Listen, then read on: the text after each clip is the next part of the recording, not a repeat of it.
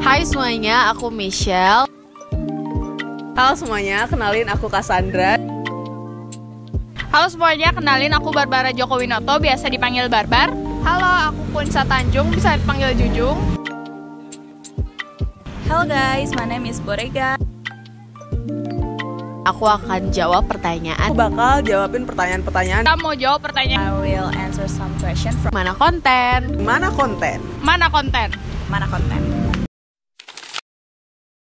Sebagai Gen Z, tempat yang ideal, aku nggak tahu ya. Cuman kalau aku mungkin yang fleksibel aja sih. Aku nggak mau yang kayak sejujurnya. Aku nggak mau yang kayak PNS gitu, yang emang harus yang kayak tek kayak gitu. Jadi kayak fleksibel aja. Cuman kalau aku pengennya kayak di media gitu sih.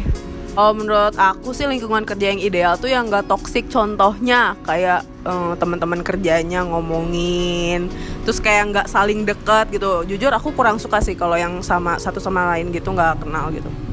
Tempat kerja yang ideal menurut Barbar adalah tempat kerja yang santai, terus nggak monoton tempat kerjanya deh. Kayak kalau misalkan dari Jujung itu smoky friendly sama bisa pakai baju santai bebas. Menurut Botega sih tempat yang ideal buat kerja itu yang pasti nyantai, gak terlalu strict, terus gak ada senioritas yang over banget. Jadi ya yang penting kita tahu gimana caranya menghargai atasan dan bawahan, seperti itu sih. Tempat kerja yang red flag kalau menurut aku yang kayak yang udah buat kita kayak toxic productivity aja sih. Yang kayak misalnya kita harus kayak kita kerja 9 to 5, terus di luar dari itu emang ya ada pekerjaan yang nggak boleh harus dikerjain saat itu juga, even kayak misalnya jamnya udah kelar atau gimana. Cuman yang kayak mengganggu aja. Jadi kayak kita makin lama makin toxic productivity aja sih. Menurut aku yang red flag itu yang nggak menuhin hak-hak karyawannya. Contoh kayak tunjangan, gaji, hari libur. Kayak kita lagi sakit atau ada kebutuhan apa, menurut aku sebagai karyawan sih harus dipenuhin ya. Sebagai seorang Gen Z, tempat kerja yang red flag itu tempat kerja yang kalau lembur nggak dibayar.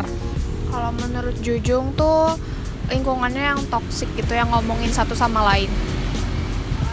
Menurut aku tempat kerja yang red flag itu sih balik lagi ke jawaban pertama itu tempat kerja yang misalnya terlalu senioritas, dikit-dikit kayaknya kesannya tuh kita dianggap bawahan banget oleh senior, jadi kita nggak bisa show diri kita sendiri gitu. Itu sih.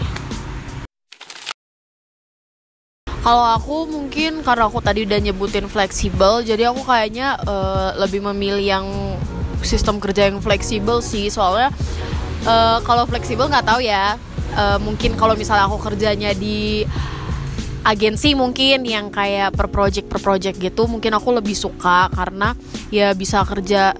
Maksudnya kayak nggak harus dari kantor nggak sih, kayak bisa kerja di mana aja, terus menyesuaikan sama aku. Walaupun sebenarnya harus ngejar deadline juga, jadi sebenarnya kayak fleksibel tapi nggak fleksibel sih. Maksudnya kayak nggak nyampe bikin aku yang kayak wow harus banget nih dikerjain saat itu juga, yang kayak bikin stres lah kayak gitu sih. Sebenarnya sih kalau kaku atau fleksibel aku dua-duanya sebenarnya ya udah. Cuman prefernya memang ke agensi yang kayak dia tuh kalau bisa ada WFH-nya atau WFA-nya gitu loh. Lebih sukanya yang kayak gitu.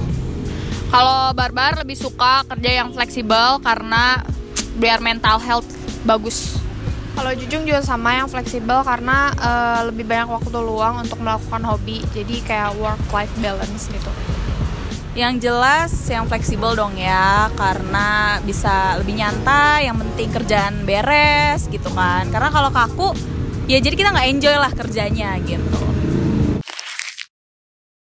Kalau aku ya sebenarnya kalau dibilang lembek kayak generasi strawberry gitu, setuju. Karena ya nggak bisa dipungkiri ya kita emang lebih berperasaan aja karena udah aware sama segala sesuatu hal. Misalnya kalau dibandingin sama generasi-generasi sebelumnya yang emang kayak didikannya emang keras ya, dibilang lebih lembek dibanding generasi sebelumnya, setuju aja. Cuman bukan berarti kayak lembek dalam artian yang kayak nggak bisa ngapa-ngapain, cengeng lah atau apa. Cuman lebih ke perasaan kita lebih aware aja sama perasaan sendiri kayak gitu. Jadi emang kayak misalnya ada salah ya bakal kita langsung misalnya kasih tahu, atau enggak kayak oh kalau ada yang salah nih harus dibicarakan saat itu juga kayak gitu. Aku sih sebenarnya setuju kalau kita generasi strawberry, karena ya mungkin memang karena kita udah lebih tahu banyak hal dan gak mau kayak terjadi dari generasi-generasi sebelumnya. Tapi walaupun strawberry kita tuh tetap berkompeten, bro. Kalau Barbara setuju nggak setuju sih, karena kayaknya Gen Z itu lebih ke generasi apel, dimana kita tuh bisa keras, tapi kalau di jus juga kita lembek.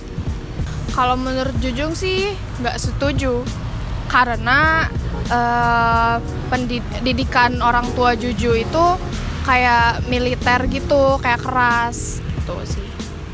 Menurut Bottega itu aku sebenarnya setuju ya, karena tidak bisa dipungkiri kita itu dikit-dikit pasti dibawa ke hati, pikiran.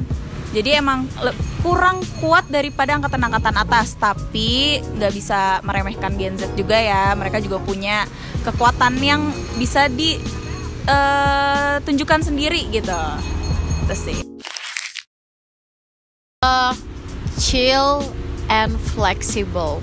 Soalnya kayak kalau fleksibel ya udahlah ya, udah dijelasin kayak tadi. Cuman kalau chill ya kita menanggapi segala sesuatu yang kayak ya udah chill aja nggak sih, kayak gitu. Menurut aku kita ini tough dan juga up to date gitu aja sih. Menurut Barbar nongkrong.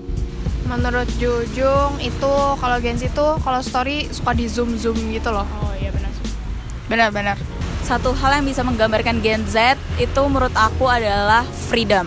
Karena Gen Z itu orangnya maunya bebas, semau mereka. Dan ya udah itu sih freedom.